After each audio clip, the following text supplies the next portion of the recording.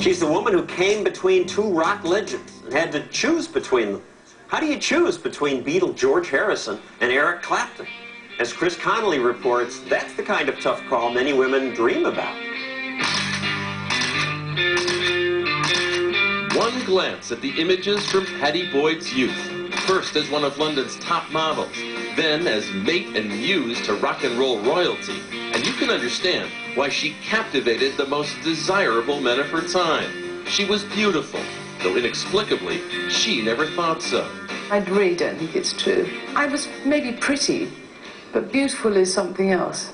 Wonderful Tonight, her best-selling memoir, chronicles her life and loves, including the one that began in March of 1964, when she was cast in the Beatles movie A Hard Day's Night and given a single word to say. Prisoners? There was nobody on the platform except 4 guys, instantly recognizable. They'd sweetly and charmingly introduced themselves, as if we didn't know who they were. To whom did you find yourself drawn? Well, guess. It was a 21-year-old George Harrison. He was incredibly good-looking, very, very attractive, but also he seemed quite shy. And me being rather shy, I sort of felt an affinity with him. Their first date was chaperoned by Beatles manager Brian Epstein, and they clicked. How did he ask you to marry him? One day he said, I think we should really get married. I'm going to go and speak to Brian. And then came back and gave me a big kiss and said, Brian says we can get married in January. On to ABC. Pattie would settle into cozy domesticity, while George would go on to make the greatest music of his career with the Beatles, including a song George told Pattie he'd written for her, Something. Something in the way she moves. Oh, I thought it was an incredibly beautiful song. Beautiful. Attracts me like no other lover. Yet well before George took the stage at the concert for Bangladesh, Pattie had attracted the attentions of another man, one very close to him. Your friend of mine, Mr. Eric Clapton.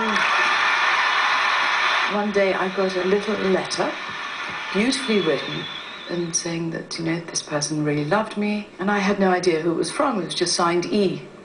So I showed it to George, said, aha, look, I've got a great fan here, and thought no more about it until that evening. And Eric phoned up, and he said, did you get my letter? Oh, my God. Eric and Pattie began to spend a lot of time together. What was going on? You were a married woman? Yes, but I hardly ever saw George. He seemed to be in the office or in the studio all the time. So I was pretty much left on my own. What was exciting about this man, Eric, courting you as he was? Well, I suppose it was exciting because, you know, quite frankly, he was outrageous. And me, silly me, being sort of swayed by flattery. No one had told you in a while that you were beautiful, you were desirable? No. You missed that in your life. Yeah, but it's pathetic, isn't it, to think that, you know, one relies on that. On a single tumultuous day in 1970, Pattie Boyd Harrison would come to know the depth of Eric Clapton's feelings for her. He said he wanted to play me something. He put a tape in the cassette machine, and he played Layla.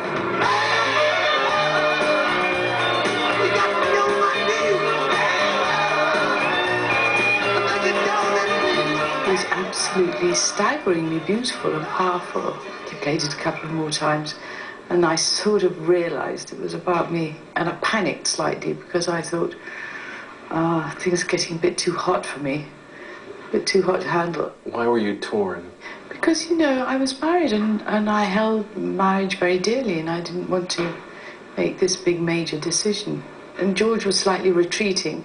That night, Pattie and George attended a party at Eric's manager's house. I remember being out in the garden with Eric at one point, and then George appeared from nowhere and said to Eric, what are you doing? What's happening? And then that's when Eric said, I'm in love with your wife. What was that moment like? Oh, awful. I just wanted the earth to swallow me up. I felt as if I was being pushed into making a decision for the rest of my life. And so George asked his wife, are you going home with me or him? I went home with George. How did that feel to have made that decision at that moment? You see, I'm a Pisces in astrology. That's two fishes swimming in different directions. So I am typical, being pulled one way or the other, and it's just like, it's a really bad sign to be in this situation. The next time Eric saw Pattie, he held up a vial of heroin, vowing to take it if she didn't run off with him. Again, she refused. The result of that was that he sunk into a sort of heroin addiction for about 4 years, 3-4 years. And that was it, so I didn't see him for that time. Meanwhile, with the Beatles broken up, George became more distant and distracted. We were just really unhappy with each other. And I think when you're unhappy, you behave badly. A lot of drugs and drinking around? Oh, yes, yeah. Infidelities on his part? Oh, yes. There was a hideous scene, Pattie recalls, when George was caught having an affair with Ringo Starr's then-wife, Maureen. George said that he was in love with her. Yes. Maybe he was reacting against what Eric had said to him. Meanwhile, Clapton kicked heroin and continued his pursuit of Pattie. And so, in the summer of 1974, she made her decision, once and for all. What made you decide to leave George and go with Eric? I'd sort of had enough. It was an untenable time, and I just didn't want any more of it. Did you make a mistake, or did you do the right thing? At the end of the day, I just had to take the bull by the horns and think, right, I'm making a decision and I'm going to stick to it. And that's what I did. Pattie would stay with Eric for 14 tumultuous years. They would marry in 1979 and divorce in 1988, after he revealed that another woman was pregnant with his child. That relationship, I think, was all about extremes. Loads of heartache and loads of fun and, joyous times. Those joyous times inspired another song, one Eric wrote as Pattie dressed for an evening out. Wonderful Tonights. And I say yes, you are wonderful tonight. People say you're one of the great muses of our time. It makes me feel flattered that the beautiful songs were written for me. I can't take it on board personally. I'm trying to receive it in a gracious manner, but it's kind of too overwhelming. Pattie's photographs are now on exhibit in New York, with one-of-a-kind peaks at an unforgettable era.